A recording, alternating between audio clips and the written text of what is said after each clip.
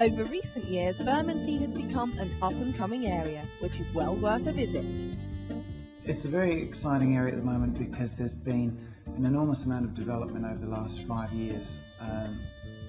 Very characteristic buildings that have been developed contemporary way inside, which has attracted a lot of the creative industry, a lot of fashion, architects, designers, media houses.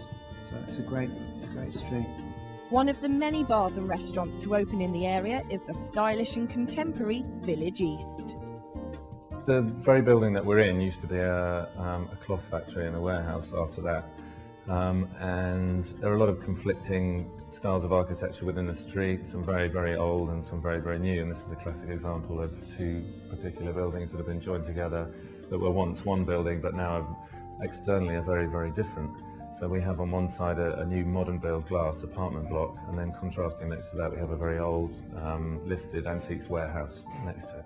And it just very, very effectively lent itself to all contrasting types of design that we've employed within this venue. We have about 4 different rooms and different spaces that all react from one another, but all have different atmospheres within them. We've tended to use very, very raw materials, lots of rough timber and leather, and also some raw concrete, and everything is in its fairly natural state, and we've used its natural colour and the natural warmth that comes from using those materials, I think, to try and let the design speak for itself.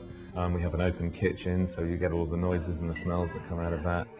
Our general philosophy with food is that we enjoy providing everything that's completely fresh. We buy everything on a daily basis, and our menus are very accessible. You've got a spectrum of choice. You can have something very simple and cheap, or you can go for something much more expensive and extravagant. If I was going to come here for dinner, I'd probably go for the soft shell crabs with a watermelon wasabi, and then I'd follow with a chateaubriand for 2, sharing, which is our 2 signature dishes really. We have a very broad, encompassing product base. We have a cocktail list. We have a long and extensive spirits list.